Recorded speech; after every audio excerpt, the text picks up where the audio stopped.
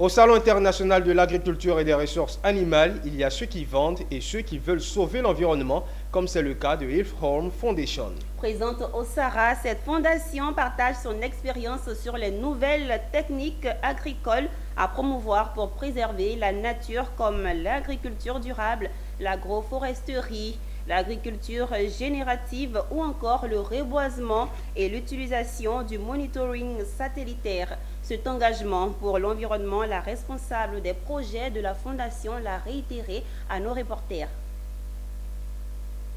Elle s'est érigée en défenseur de la nature depuis sa création en 1999.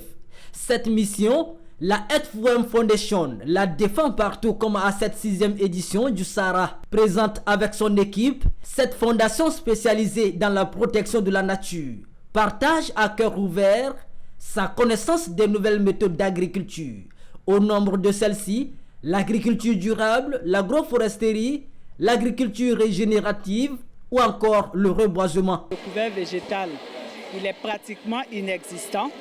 Donc il faut vraiment beaucoup d'actions pour déjà sensibiliser, interpeller vraiment toute la communauté pour mener des actions, pour maintenir déjà le peu de forêt qui reste et voir comment est-ce qu'on mène des actions ensemble pour essayer de restaurer aussi certaines zones dégradées qui sont des jachères ou bien qui sont carrément abîmées. Nous avons des projets, spécifiquement 3 en Côte d'Ivoire.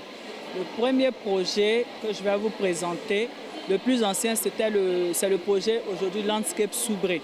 Le projet Landscape Soubré, tout le monde le sait, il y a 20 ans en arrière, Soubré était la zone phare en matière de cacao-culture.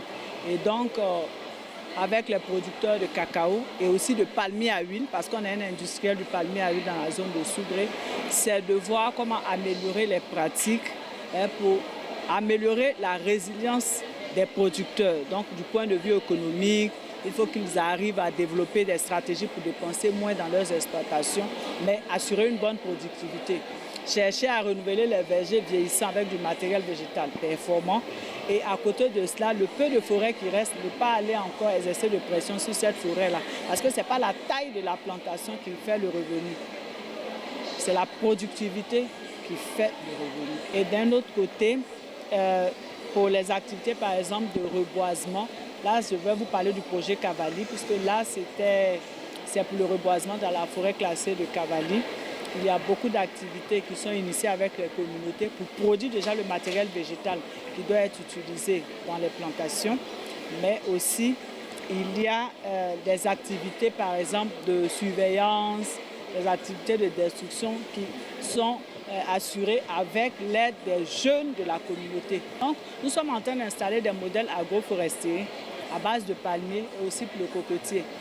Parce que l'idée dans la forêt, on trouve plusieurs cultures et ces cultures s'entretiennent entre elles.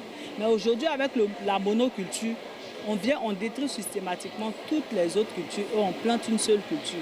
Et cela fait que la culture devient plus fragile. Quand il y a une maladie, la maladie prend tout. Il n'y a pas vraiment quelque chose qui peut permettre même à la culture de se défendre. Donc aujourd'hui, c'est de revenir aux bases. Et même la biomasse, quand on récolte les éléments qui restent, les déchets de récolte qui restent, vont restituer vraiment des éléments minéraux qui seront utiles à la plante principale aussi. La Hilfhorn Foundation est une organisation fondée sur des valeurs, axée sur les effets et motivée par le désir d'exercer un impact positif sur les relations entre les personnes et la nature. À travers cette participation au Sahara 2023, la Hilfhorn Foundation entend influencer et encourager l'adoption d'un nouveau comportement en vue de la protection de la nature.